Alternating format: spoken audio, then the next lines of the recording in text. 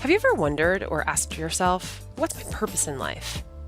Over 6 immersive days at Date with Destiny, Tony Robbins can help you find that answer, providing you tools to reshape your destiny and design the life of your dreams. Date with Destiny is Tony's favorite event, and it's the one you might have seen in that Netflix documentary, I Am Not Your Guru. Here's what happens, though, over those 6 days.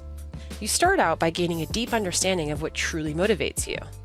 Then you identify the triggers that create pain and pleasure in your life, and learn the strategies to eliminate pain for good. Finally, you'll learn how to ignite or reignite your passion to achieve your ultimate vision of your life, career, finances, health, and relationships. As Tony says, it is in your moments of decision that your destiny is shaped. This is your chance to make the ultimate breakthrough and to start living the life you desire and deserve. To learn more about Date with Destiny, visit www.tonyrobbins.com/destiny.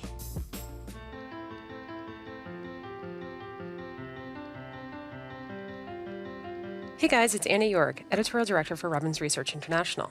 Welcome back to the Tony Robbins Podcast. For almost 40 years, Tony's been obsessed with learning the answer to what makes a difference in the quality of people's lives. He's worked with more than 50 million people from every walk of life, from some of the world's most powerful leaders to individuals who have struggled to overcome severely dire circumstances. The thing is, Tony doesn't just teach people to solve their problems. He helps them solve what caused the problem in the first place. He digs into their fundamental beliefs, their values, and their goals, because that is where the breakthrough happens. I'm really excited to tell you about this new series of the Tony Robbins Podcast. We're going to be taking you to events like Date with Destiny, Unleash the Power Within, and Business Mastery, and you're going to have a front row seat to some of these very life-changing breakthroughs.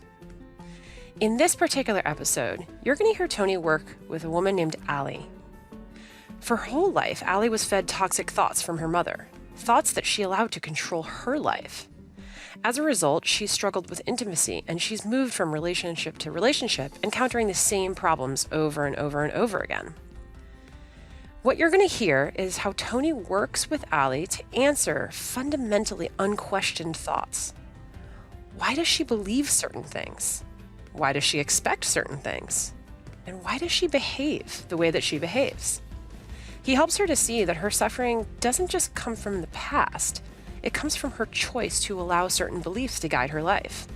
And if she wants to shift out of that pain and loneliness, it's time to let go of those old thoughts and start living in a way that opens her up to true love. So put on your headphones, crank up the volume, and get ready to hear a real breakthrough happen.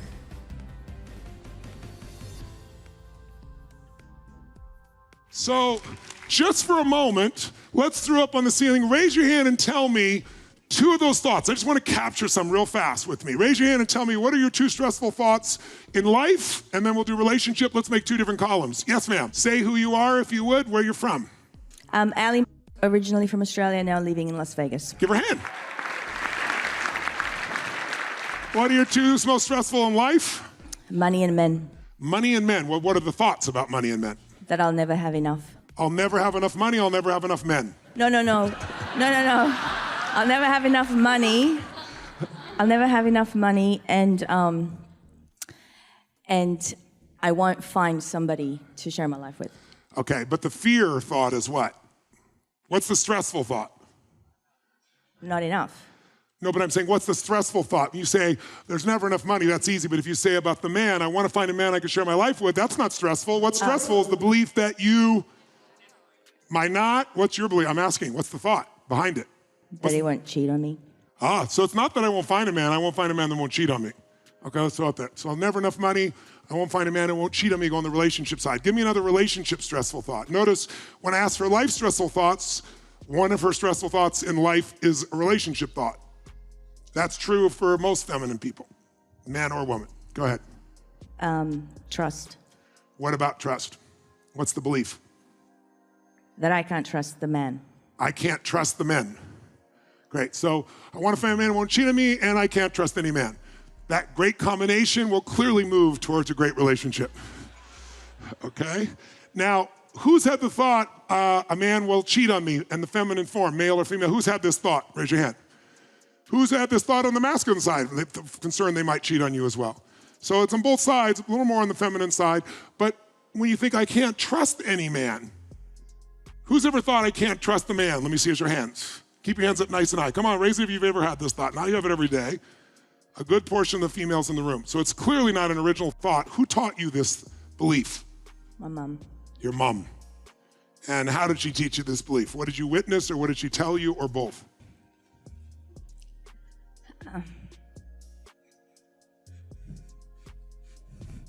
And I want you to notice what a thought. You guys see this? It's just a thought, but she believes the thought, so look what it generates in her right now, even to think it. She used to say that no man will ever love you, no man will ever want to be with you, no man will ever want to marry you, no man will ever want to have children with you for a long time.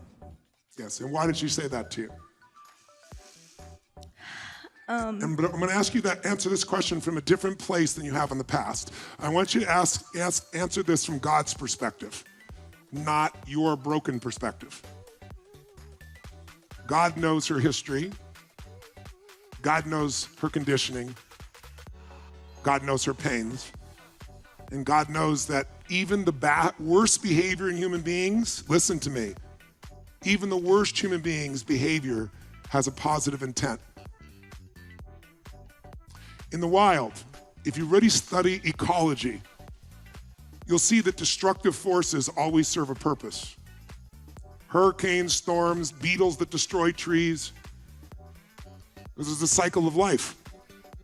There's protection, there's elimination, there's cleansing, room for new growth. Everything has a higher purpose. And whenever you're in pain, it's because you haven't found the higher meaning. You haven't found the higher purpose behind the pain. You find that, you'll be out of pain. Why did she tell you these things from God's perspective?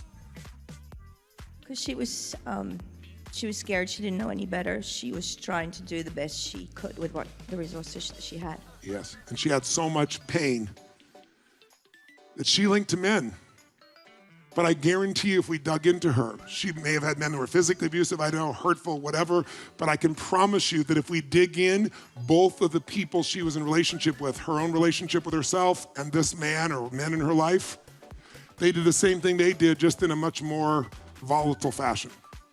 They both believed thoughts and then blamed the other and then reacted based on conditioning. Some people get physical when they can't handle it. Some people get verbal. Some people shut down.